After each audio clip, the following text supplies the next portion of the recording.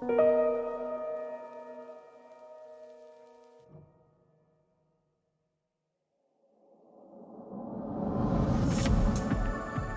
general age that you get a pathway worker is 16 and a half. That's when they start preparing for leaving care.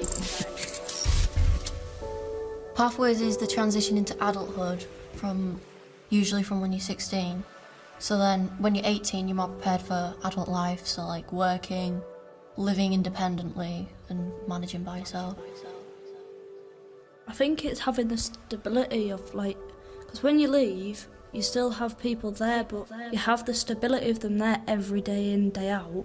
So if you have any problems, you turn to them. It's quite daunting, really, because then you have all these problems that are going to become uprising, and then you're going to struggle more because they're not there to support you every minute of every day. They'll still be there, but it's not going to be the same. It's really hard to maintain relationships, and the fact that even when you're 18 and someone's still leaving. Power trips, bills and weird letters to say about arrears and not knowing whether you're in the right or wrong. My flat, the previous tenant left £300 debt on the gas. My decision to leave care, was purely my decision. I didn't want to move to another foster placement because me and my foster carer at the time weren't getting along. It was a mutual agreement that it wasn't working. And they wanted to move me out of York, and I didn't want to because York was the only place I've ever grown up. I think it would have affected my mental health quite a lot because I was struggling then at the time anyway. So I chose to ask my old foster carers if I could move back in with them because they wasn't fostering anymore. And they kind of welcomed me with open arms. So it was quite stressful because financially, obviously, I only got what money I was bringing in from working, but I was also at college full time. Pathways had to help me out, so I was getting an allowance off them every week to kind of help me get through. They were such a massive part of my life. It's that sense of I've got my own place, but there's home is where the heart is, as they say, and that's where I felt most comfortable. I never saw them as foster carers. I think hearing from other people about their experiences with how their foster carers treated them, it was shocking to me. I think it just depends on the relationship you have with them.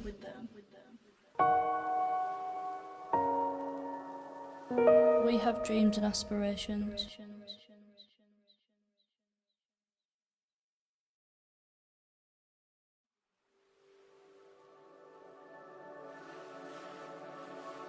Every child in the care system have their own story. No story is ever the same. We are entitled to not be judged for being brought up in care.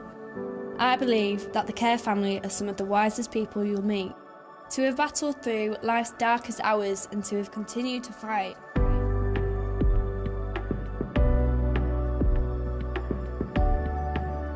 The struggles are constant, from stereotypes to the lasting effects of trauma, causing most young people to suffer from mental health. Having a care experience doesn't make you a bad person or someone who will make poor decisions. It makes you a stronger, more determined person.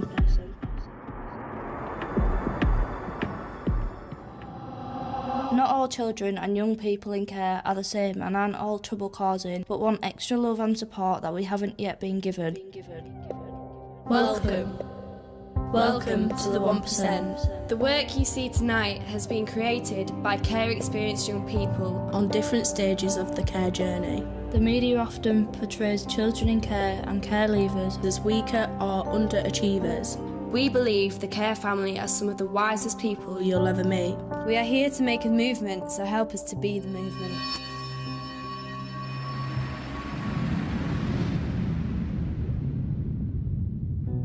I am not a number on a sheet of paper.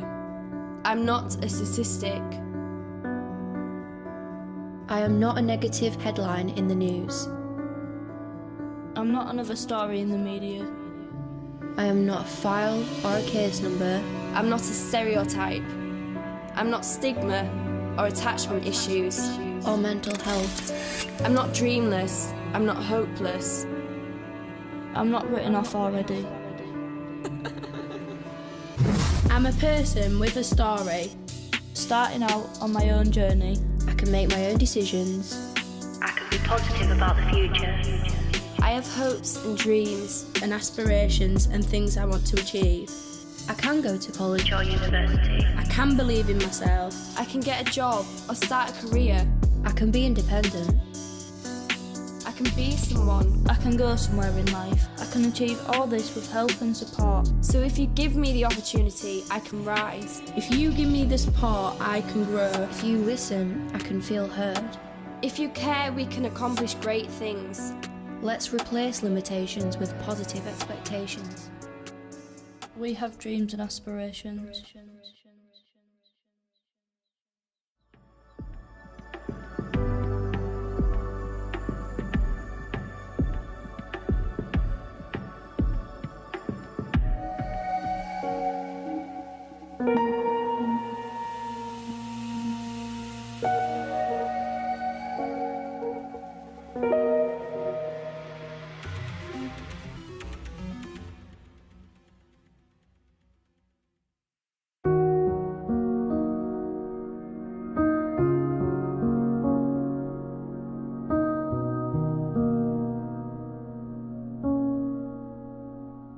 Yeah. Imagine if nobody believed in you. Approaching task after task and never seeing it through. Blinded by negativity, never seeing the truth. Imagine negative statistics on life chances. When everything you dream of achieving is gigantic. Would it slow down your progression? Well, class in session, I'm here to teach you a lesson. See, when you believe in people, it's contagious. It gives people the spark and drive to achieve greatness. If you believe everything that you read in the papers, you're just moving further away from making any positive changes. Numbers and statistics are based on research. Millions of pounds has been spent on this research, but if you were to research and analyze in these words, you would understand that you can have more of an impact with a deep verse. It connects more and it means more. I've seen kids that have seen war. I've seen kids who don't believe anymore, while everybody's pointing the finger asking why they don't achieve anymore. Young people are creative, they should be embracing arts and media. It's ironic that young people are scarred by the media.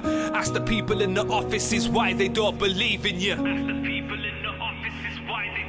Instead of always pointing out the negatives, we need to offer more solutions. Let's look at the root of the problem, give us some more options. We can pick each other apart all day, it's always going to achieve nothing. You should believe in young people.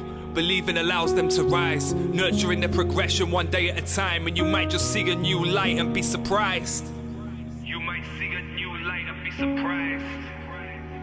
If you believe in them, they will believe in themselves, and they will reach out their hands to other people needing help.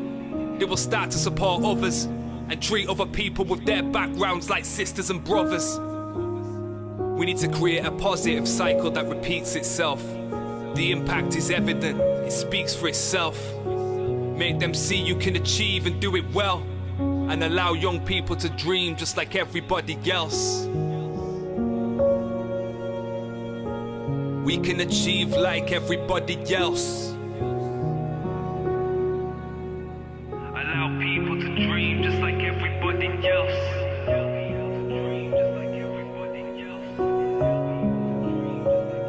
We can achieve like.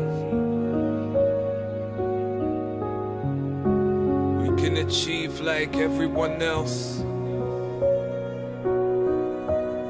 I believe you can achieve like everyone else.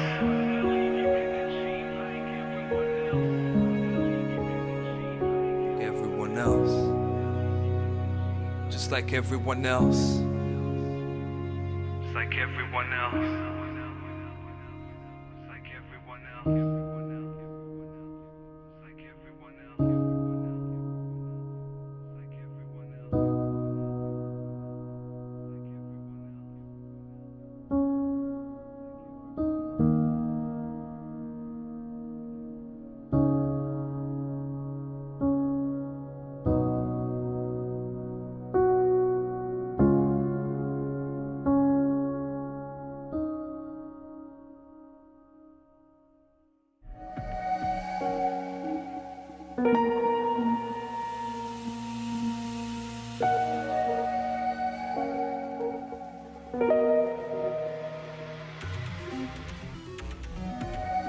We have dreams and aspirations.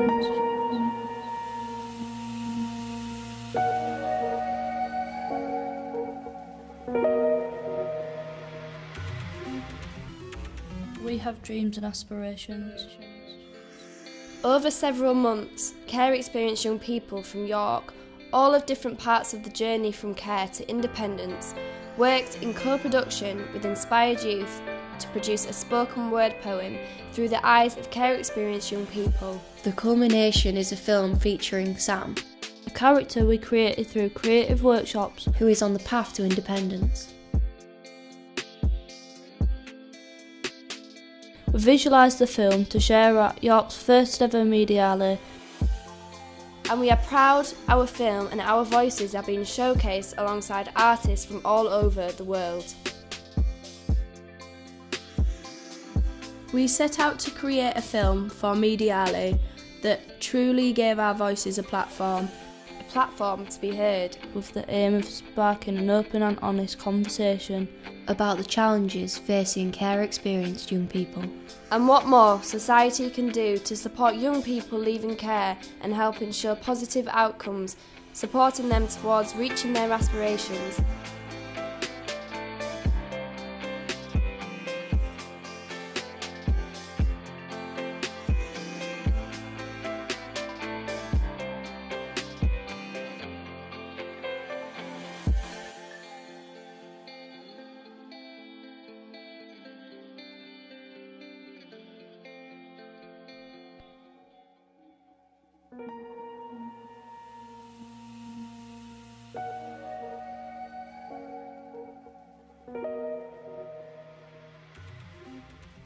We have dreams and aspirations.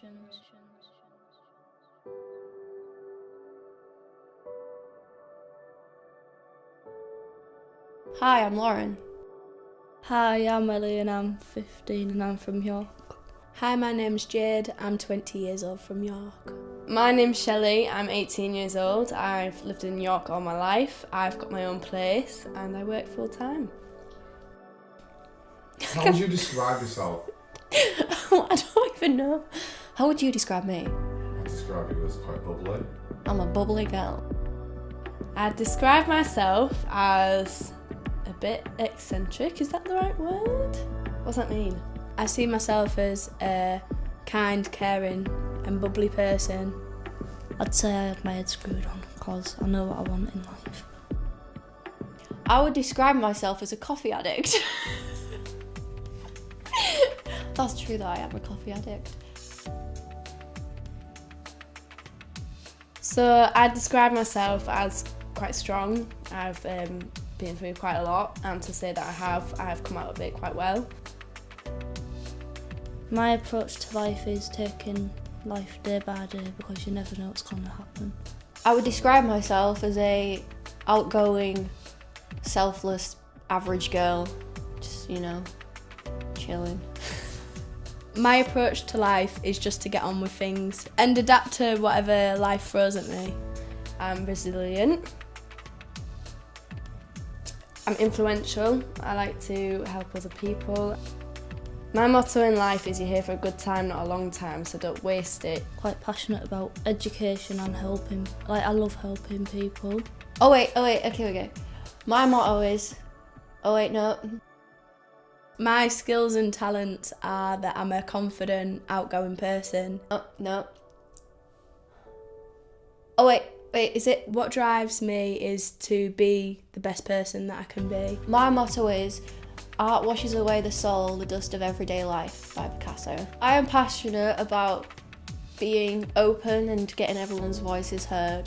My skills probably are art. I love art. I've always loved art. Having my voice heard, making a difference. Well, I think I'm quite good at English. Even if it is just a couple of people, I want to know that I've had some kind of impression. I'm good at music and I'm good at communicating with people, and sometimes I'm not very good at filtering my mouth. Something that I'm proud of is going to uni and now also managing my own flat at the same time. I'm proud of that.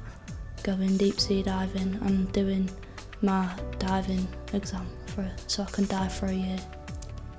I'm not proud of. I am proud of the fact I am going to college and I actually got into college. I'm proud of having so much bad being thrown my way and never letting it crumble me. I am going to college to do a triple BTEC in health and social care. I've never fallen down fully. Yes, life beats you down a bit, but I've always managed to pick myself up and turn it on its head and make it a positive. When I'm older, I wish to work for the council and become a social worker. I want to go to college once I've left school to do health and social care so I can work with adults and children with special needs. The biggest lesson I've learned in life is that no matter what comes your way, the world still keeps going round, so you've just got to kind of move on with things and try get through whatever it is that's stopping you from achieving that. Being socially awkward. I don't really have many skills.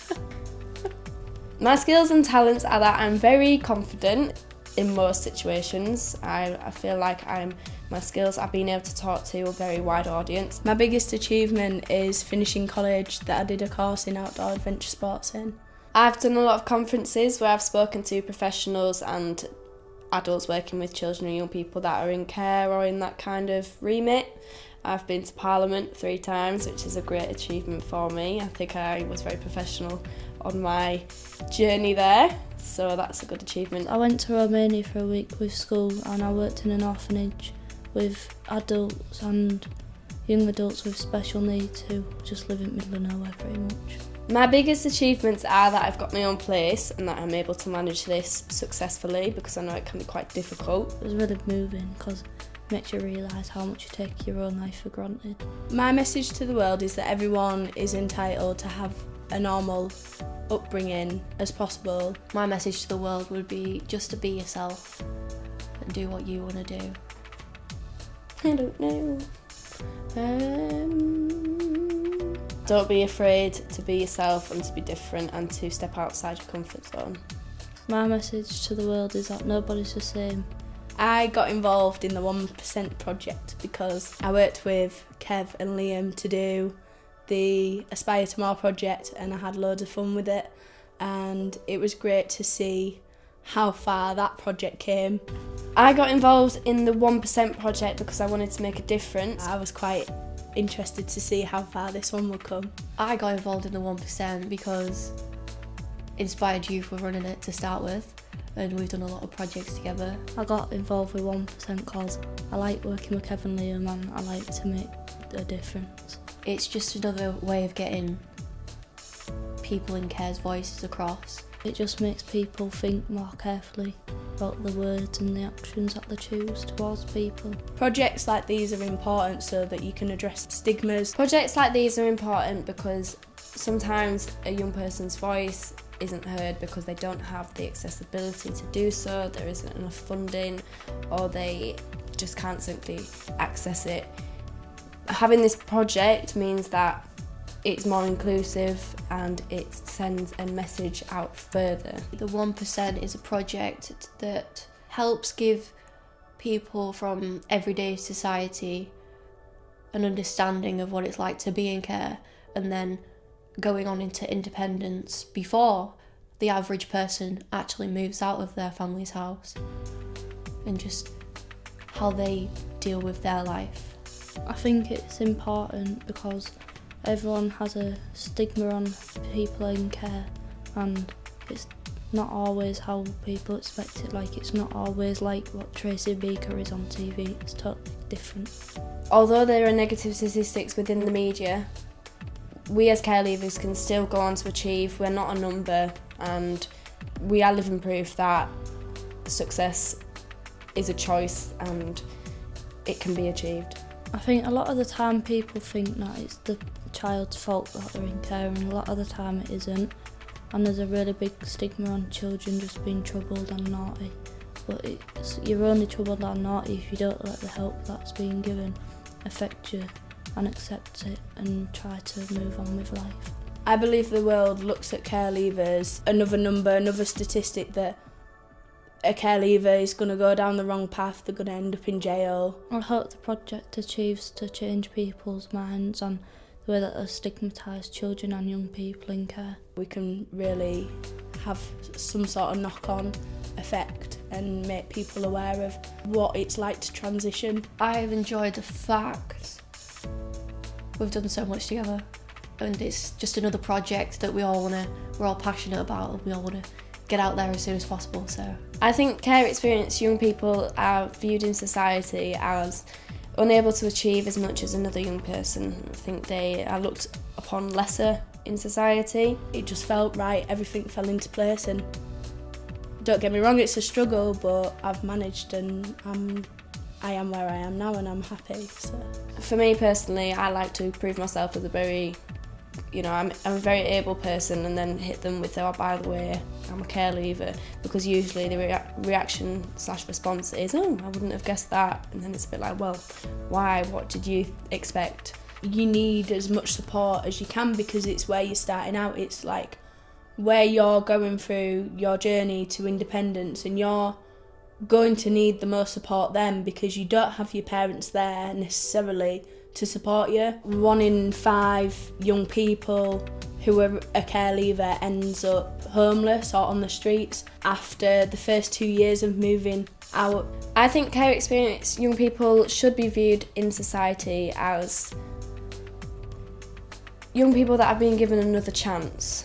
Children and young people that should be guided, that should be given hope, encouraged, and made to feel like they are worth it. projects like these are important because it gets the message out to the rest of the world that we're just the average kid and the average young person just getting on with our lives, trying to do the best we can. My hopes for the future are to be successful, to be able to pave my own path. I'd like to achieve passing through college without it being too stressful, and going to university so I can get a degree. My hopes for the future is to have a Mini Cooper, own my own house, And be happy. to go to university, learn sign language and do a social work degree. I'd like to do health and social care so it can lead me into a career which I'd enjoy. Care experience young people should just be viewed for themselves, and you should get to know them for them instead of, judging a book by its cover. It annoys me with statistics because not everyone is the same, so they're putting everyone in the same sock really. So we're not all the same. One of the biggest challenges moving into independence was the loneliness. Sometimes you can't anticipate what it's like being by yourself, I guess because you're so used to having family and friends around all the time.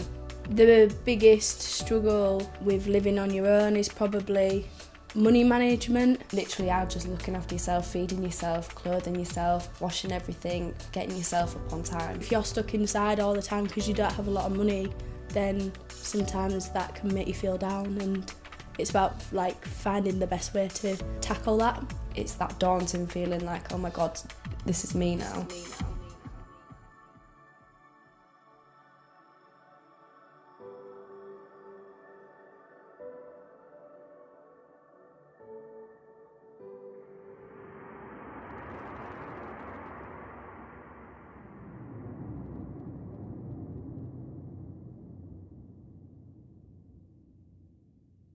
This project was made possible by Joseph Rowntree Foundation. And York Media LA.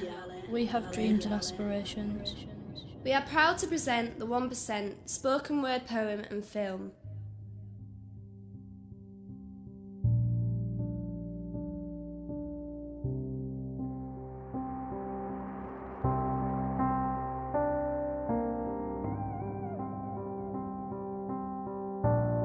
How would you treat your child? How would you like to be a number? Does it ever make you wonder?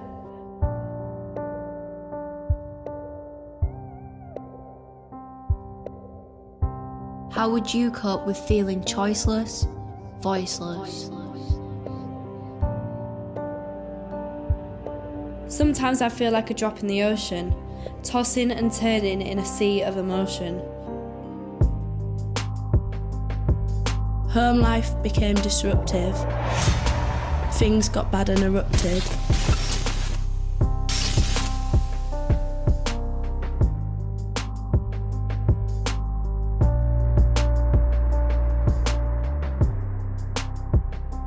I needed to talk to discuss this. My emotions need deconstructing. My emotions need deconstructing. My emotions need deconstructing. My emotions need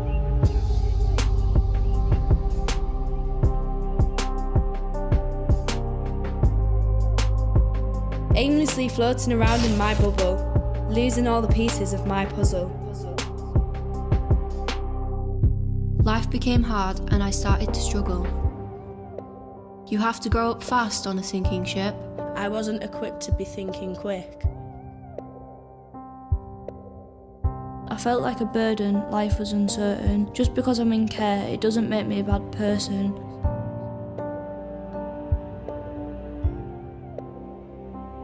Constantly moving to a different location.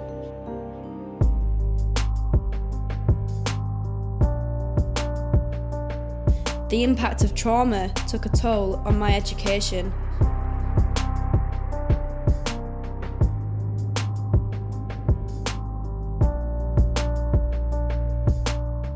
After so many breakdowns in placements, I gravitated towards building a stronger foundation. I met a new carer who was understanding and patient. A perfect replacement after a chaotic situation. The first person I trusted since the day of my removal. This time round they got my approval. I had to manage my emotional baggage. Taking steps to deal with the commotion and damage. I started getting involved by having my say, sharing my story to shape a better way. I got some help with the way I was thinking, no longer was I silently sinking.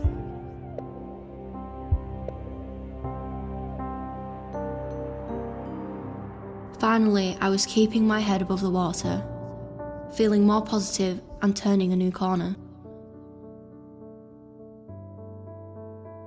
Looking back at the pieces of my past, The journey to independence can move so fast. Now my past just seems like a flash as I open the door to my very first flat. Standing here with the keys in my hand, it took determination and strength to see through with my plan. Achieve and believe I'll prove that I can. I won't follow the stereotypes, I am who I am. The journey into transition became my mission. Responsibilities and bills came as an addition. Choosing a dream that I can finally see. Reaching for aspirations while following my dreams. The mission into transition I will never forget. It built resilience, courage, and a heart full of strength. My progression is evident from the start to the end, and I am proud that they call me the 1%.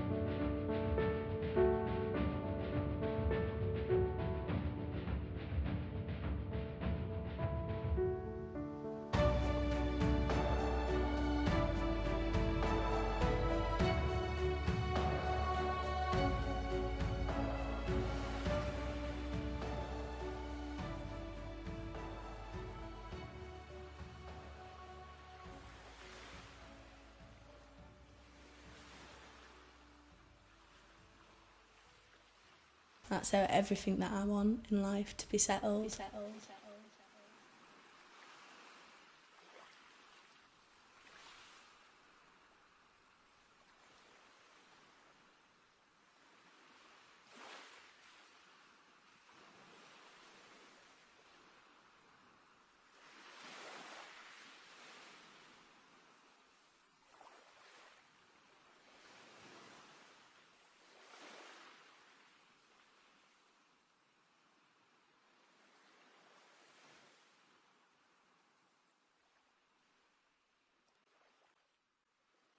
we have dreams and aspirations.